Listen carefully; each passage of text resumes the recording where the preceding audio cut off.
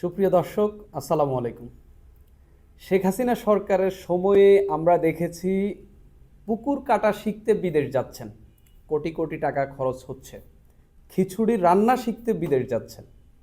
এরপরে দেখলাম হচ্ছে স্কুলের যে ম্যানেজমেন্ট, খিচুড়ি বিতরণ, সেটা শেখার জন্য বিদেশ যাচ্ছেন। এগুলো নিয়ে দেশে নানান আলোচনা সমালোচনা হয়েছিল। এবার এই শেখ হাসিনার তো পতন হয়ে গেল, এখন বাংলাদেশে মোটামুটি বলা যায় অভ্যুত্থানের মধ্য দিয়ে জনগণ যেটা আশা করেছিল সেই আশার প্রদীপ ডক্টর মোহাম্মদ ইউনূসের সরকার ক্ষমতায় বসেছে। কিন্তু সেই আশার প্রদীপও কি আমাদেরকে মানে জনগণ যেটা চাচ্ছে সেটা দিতে পারছে? আমরা দেখলাম কি কম্বল বিতরণ করার জন্য আমাদের একজন উপদেষ্টা 5 দিনের সফরে গেলেন হচ্ছে উত্তরবঙ্গে। এই 5 দিনের সফরে তার 21টি হেলিকপ্টার ভ্রমণ রয়েছে। হেলিকপ্টার শব্দটা শুনলে আমাদের কাছে খুব মানে ক্যাচি ক্যাচি লাগে কেন? এই দেশে অনেকে শখ কইরা হেলিকপ্টারে বিয়া করে। আবার মহেন্দ্র সিং ধোনির ক্ষেত্রে যখন আপনি হেলিকপ্টার শুনবেন, লুক্রেটিভ একটা শট, মানে বিশাল একদম হেলিকপ্টার শটে একটা 6 মারলেন। এখন এই উপদেষ্টা সেই হেলিকপ্টারটাকে এখন অনন্য পর্যায়ে নিয়ে যাচ্ছেন।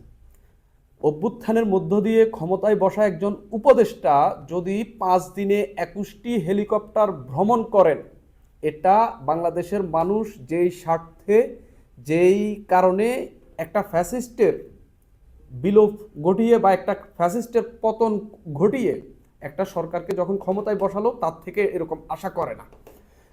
উত্তরবঙ্গের রংপুর এবং রাজশাহীর 9টি জেলায় তিনি গেছেন। সেখানে তিনি মূল উদ্দেশ্য হচ্ছে শীত বস্ত্র বিতরণ করবেন, আর যে সব উন্নয়ন কার্যক্রম চলছে সেগুলো তিনি পর্যবেক্ষণ করবেন। এটার জন্য তিনি প্রথমে দিনাজপুর 24 তারিখ থেকে শুরু হয়েছে, সেটা 28 তারিখ পর্যন্ত চলতো।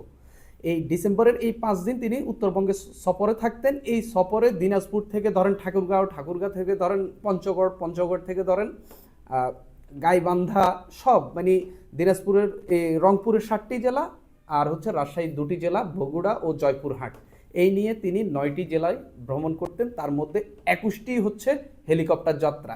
এই উপদেশটার একটা জিনিস আমার কাছে খুব ইন্টারেস্টিং লাগছে, আপনাদের কাছেও লাগতে পারে। তিনি ঢাকার যে বাসা থেকে এয়ারপোর্টে গেছেন, সেটা তিনি সড়ক পথে গেছেন। তিনি হয়তো এই পথটুকুও তিনি হেলিকপ্টারে যেতে পারতেন, বা তাকে একটা হেলিকপ্টার দিয়েই দেওয়া উচিত, তিনি হেলিকপ্টারে ঘুরুক। আপনারা দেখেন তিনি দিনাজপুর এই রংপুরে বা উত্তরবঙ্গে কেন গেলেন?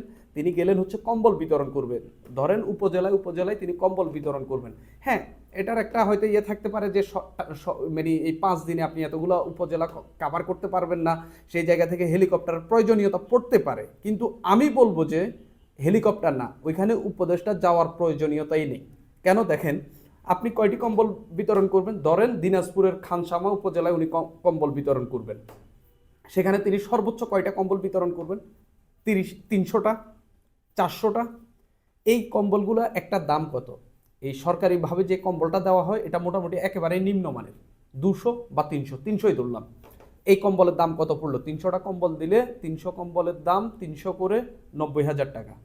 উনি যে ধরেন কাহারোল থেকে ধরেন খানসামাই যাবেন, এটার হেলিকপ্টার খরচ কত?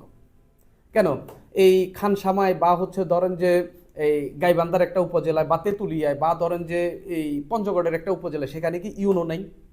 বা সেখানে এই উপজেলা প্রশাসন নাই, চেয়ারম্যান নাই, মেম্বার নেই? আপনি কি তাদের মাধ্যমে এই খরচটা কমিয়ে কি আপনি এই তাদেরকে এই কম্বলগুলো বিতরণ করতে পারতেন না? মানে বাংলাদেশের মানুষ কি এটাই চেয়েছিল? আপনার যদি সেখানে গুরুত্বপূর্ণ কোনো প্রজেক্ট থাকে, সেটা আপনি আলাদাভাবে গিয়ে সেটা মনিটরিং করে আসতে পারতেন। সেটার জন্য আপনি 5 দিনের একটা সফরে গেলেন, সেখানে 21 বার আপনি হেলিকপ্টার ভ্রমণ করবেন।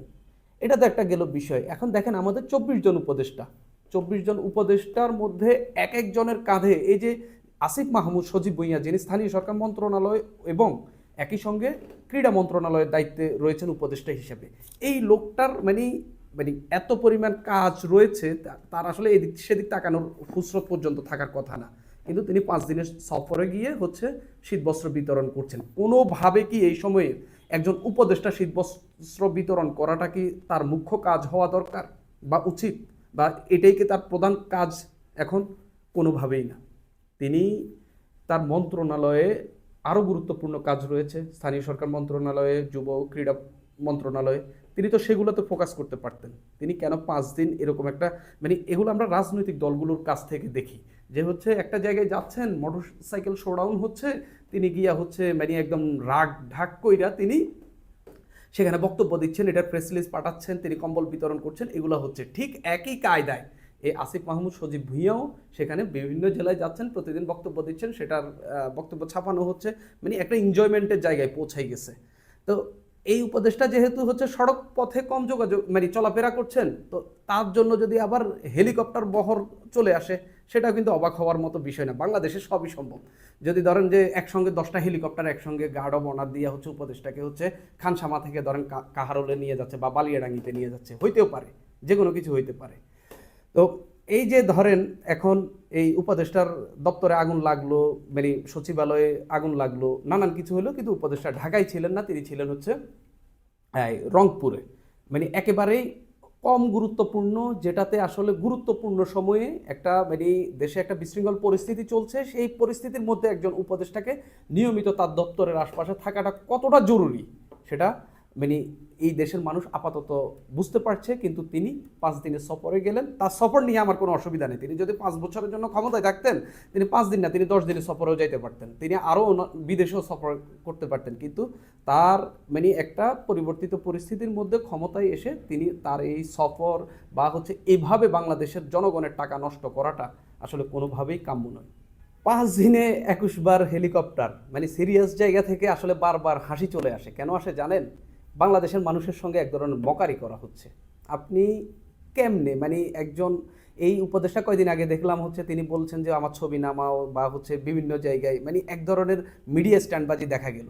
কিন্তু এখন আমরা দেখলাম এই ঘটনা যদি শেখ হাসিনার আমলে হইতো, বিশ্বাস করেন শেখ হাসিনার সময়ে বাংলাদেশের গণমাধ্যমের উপর যত ধরনের চাপ থাকুক, এই নিয়ে বড় আকারে রিপোর্ট হইতো যে 5 দিনে 21 বার হেলিকপ্টার ভ্রমণ, এটা বড় আকারে রিপোর্ট হইতো। কিন্তু এই সময় সেটি হচ্ছে না।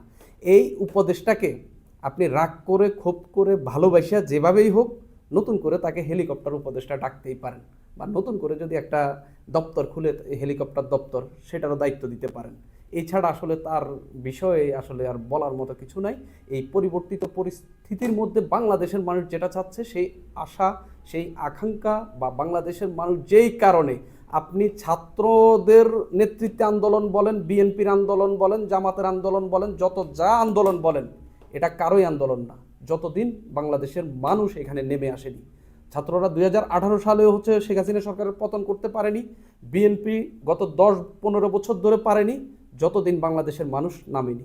যতই ভাগ বাটোয়ারা করেন, এই এই শেখ হাসিনার পতন, এই ফ্যাসিস্টের পতন, যত পতনই বলেন, বাংলাদেশের মানুষের কারণেই সম্ভব হয়েছে। আপনারা এটার সুবিধা নিয়ে হেলিকপ্টারে ঘুরবেন, কেউ ক্ষমতায় আসার জন্য অপেক্ষা করবেন, কেউ ক্ষমতায় আসার জন্য অন্তর্বর্তী সরকারকে চাপ দিবেন, আবার অন্তর্বর্তী সরকার পাল্টা চাপ দেবে, এটা বাংলাদেশের মানুষ আশা করে না। দেশের মানুষের দিকে তাকান, মানুষ কি চায় সেগুলো পূরণ করার চেষ্টা করেন। হেলিকপ্টারে সারাদিন ঘুরেন, দেশের উন্নয়ন সাধন করে, মানুষের আশা আকাঙ্ক্ষা পূরণ করে আপনি সারাদিন ঘুরেন, কোনো অসুবিধা নেই। সুপ্রিয় দর্শক, আজ এই পর্যন্তই।